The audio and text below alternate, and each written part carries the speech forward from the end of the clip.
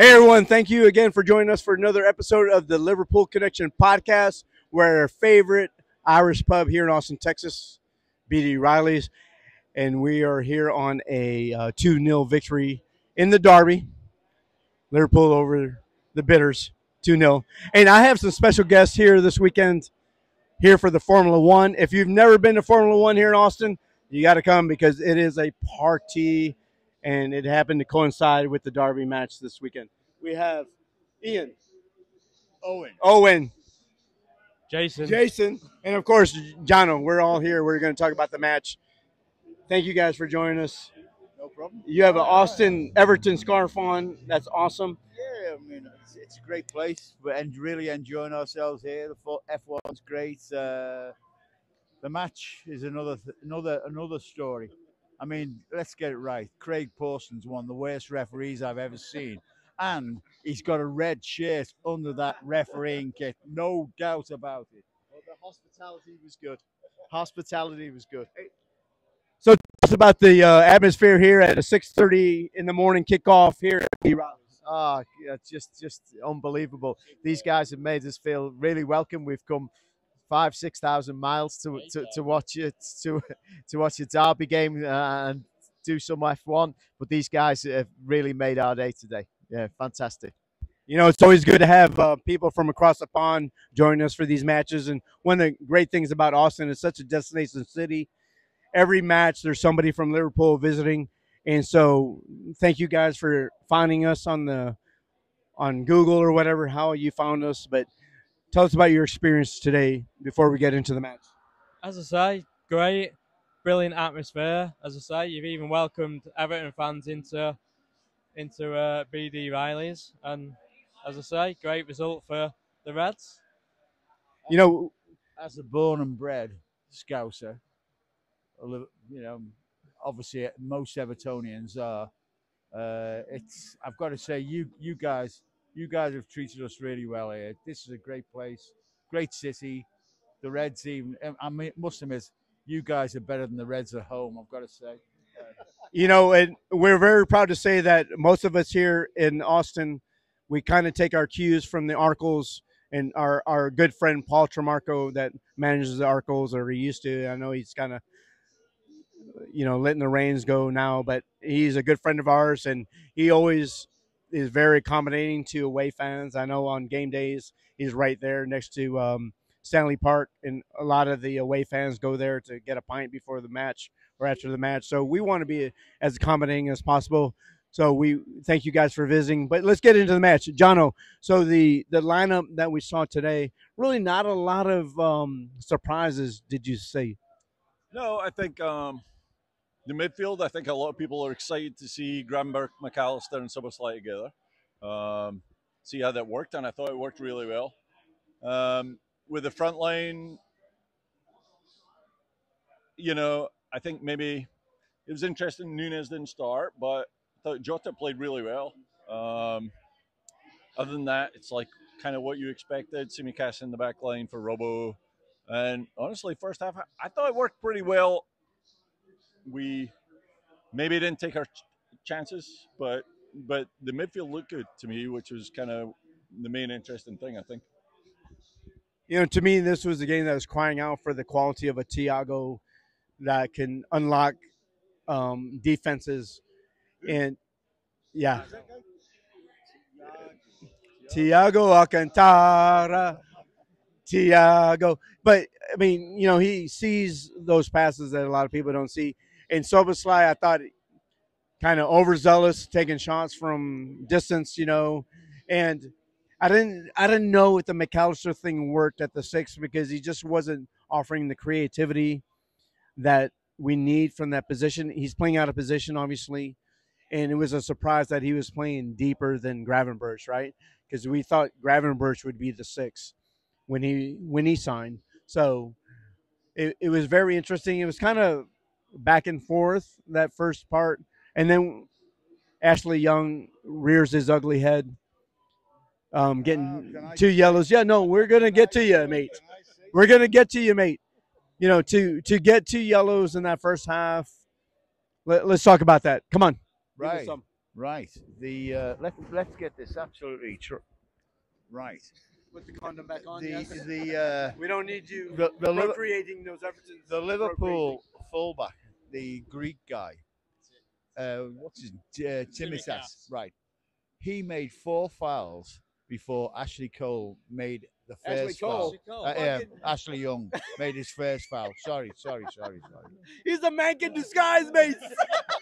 He made 4 fouls, and he was lucky to get away with that. Yeah. Now, Young made this one sort of foul, and obviously Diaz put his leg across him, so it was like he was being professional. He did it right, He you take the foul, but I didn't think that was a yellow card, and I thought the second one was an extremely borderline yellow card.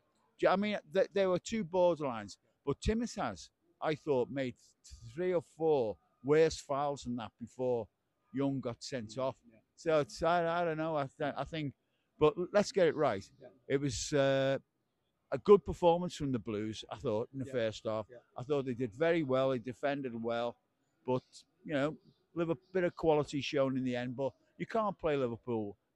A team of Everton standing now, sort of mid to low table, can't play a side like Liverpool with 10 men. Liverpool have got too much quality, and now we needed to keep 11 men on the pitch. No doubt about that. In all fairness, I will agree with you on the second yellow on Ashley Young. I thought that was very soft on Paulson to call that. We, as somebody that plays and refs at pretty decent levels before, I thought to give somebody a second yellow at that juncture for that was criminal. And it really, and not that I don't think it would have really changed the outcome of the game, because it would have allowed Everton to play expansive more, and that would have kind of led into like Nunez coming on and things like that. But I thought that was, as much as I hate Ashley Cole / Young, I thought it was harsh on him. Right? Yeah, I know. I have beers today. A few beers, and it is early in the morning.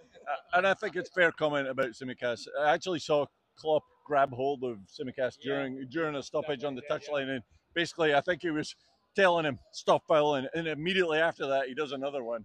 And so I do think there was a fair number of those, but I also think Tarkowski could have maybe got a yellow for the trip on Jota at the edge of the box. But you're right, Tsimikas probably should have been on a yellow at some point before that too. So what did you think about Konate though?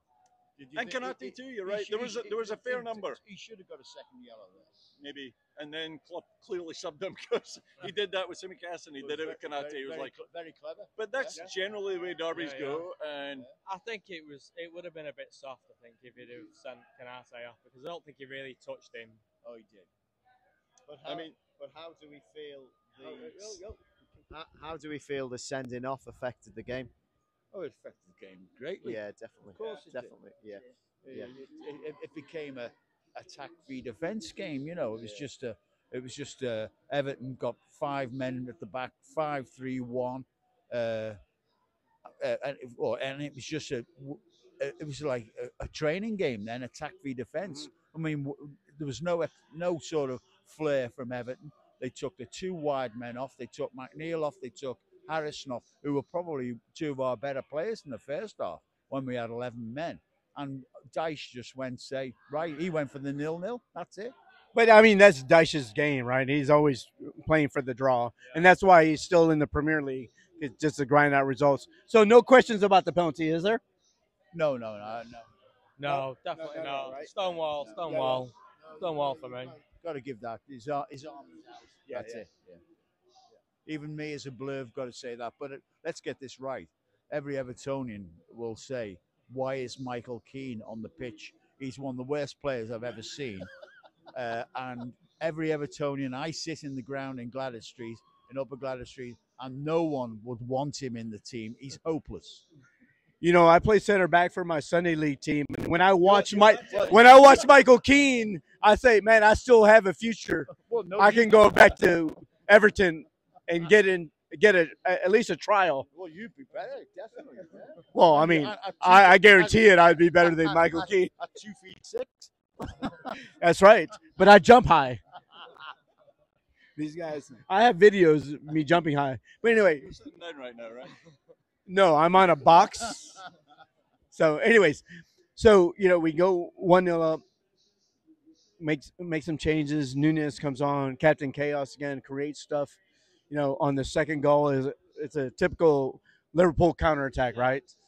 From the back to the front, and then Salah, dispatches it. And to be honest, had a pretty shite game until he scored a goal, right? Yeah, let's get it right. Yeah, he couldn't get past the first defender ever. Liverpool have got very, very good players. That's it. Everton couldn't afford that. Going down to 10 men was the main issue, main problem.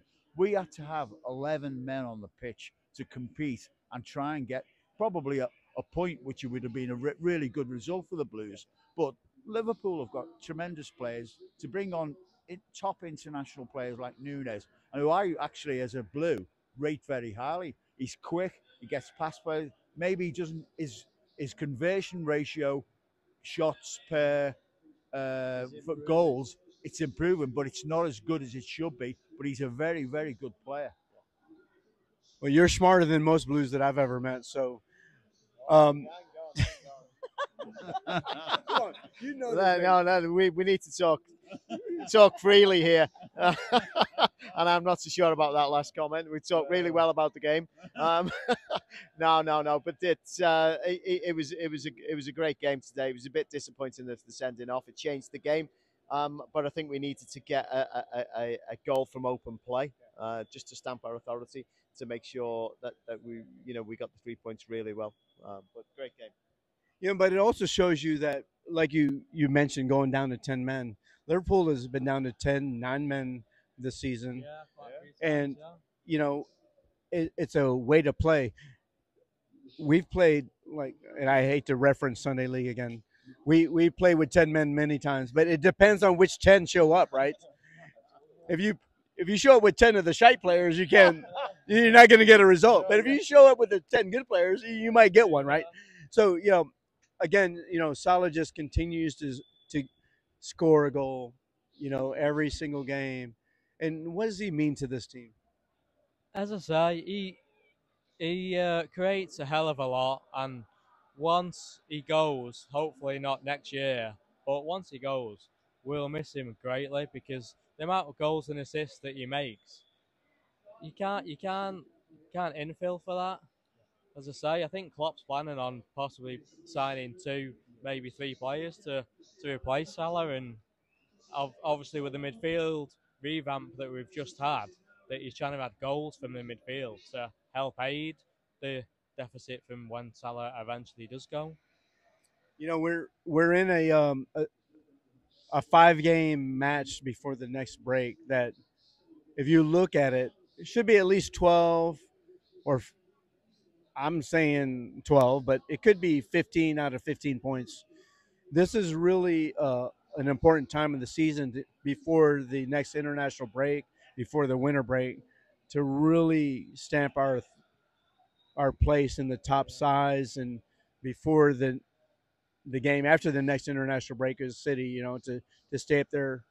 Most definitely, yeah. I think we played a lot of the top sides away from home so far this season. So as I say, we've just played Everton at home, but the few sides that are lower down in the division is where we need to be taking them 3 points. So yeah, 15 points is what we always need to be aiming for, especially if we need to challenge City.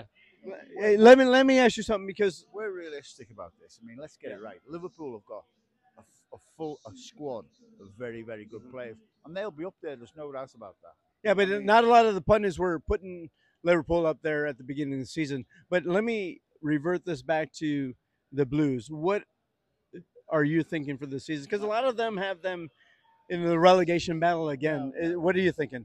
No, we've got a much more stable squad now. Since Harrison McNeil on the wide, with Dan Juma as a backup, a decent midfield with Onana, Decore tucked in behind either Calvert-Lewin, Beto, Tarkovsky, very, very good with Branthwaite. Mikhalenko, the Ukrainian, very good now. He's improved a lot. Maybe right back, Ashley Young is struggled a bit. So, I actually think, don't quote me on. Well, you're gonna quote me on this, but It's on video. I think I would suggest that team, if it stays fairly fit, will end up mid-table. I really do. You know that, and it has been that for the past couple of seasons that team really is counting on Calvert-Lewin to be fit, right? Yeah. He's a very, very good player. Calvert-Lewin controls the ball, chest, head. He's fantastic. Now remember, he was never injured before the last 2 seasons. Mm-hmm. When Angelotti was the manager, he scored 20 goals plus. He was the official backup for Harry Kane in the national side. He had 11 caps on the trot there when he came on, scored for England, and he was like, they're talking about other guys now, round the Premier League being Kane's backup. But Calvert-Lewin, undoubtedly, if he's fit and on form, which he is now, will definitely be in Southgate's reckoning. No doubt about it. Yeah, I think so as well. Ian, as we close the episode, you have any lasting words about the match or your experience here in Austin? Well, all I was going to say is the match was great. Like I say, I'm glad we scored a goal from open play. I think the offside ruined the game a little, but it just shows, Liverpool have gone into that position this season, like we said, gone down to 10 men, and they played strong. We went forward today. We solidified our position in the league. We got the 3 points. We're playing really well. I thought Everton did well today, I have to say. I think they defended well with 10 men. Like I say, it did ruin the game, but here we are. And we're here in Austin, and the hospitality's been great. And thanks to these guys, and it's good to be on the podcast. And by the way, Austin's a great city. San Antonio, we went to San Antonio. It's a great city, it's a great place. We'd recommend it to anyone. Yeah. Anyway, thanks guys. Thoughts, of course. As I say, only reiterate what these have said. As I say, wasn't a great game, but the Reds come out with the 3 points. As I say, the sending didn't do the game any favours, but I don't think the game was going any other way, no matter whether there was a red card or not. John, what's the final word? I just want to add one word for Captain Chaos out there. He came on, and it's the most obvious pass in the world to Mo Salah. But for a guy who has had a lot of criticism, he's got a pretty open goal to shoot at, and to give it up to Mo, I think that shows that he's finally in a relaxed place. He just kind of feels good within himself, and he's just like, no, I'm just giving it to the main man to score. Yeah, that was unselfish. Well, when you score against Brazil in the international, that kind of gives you some confidence, right?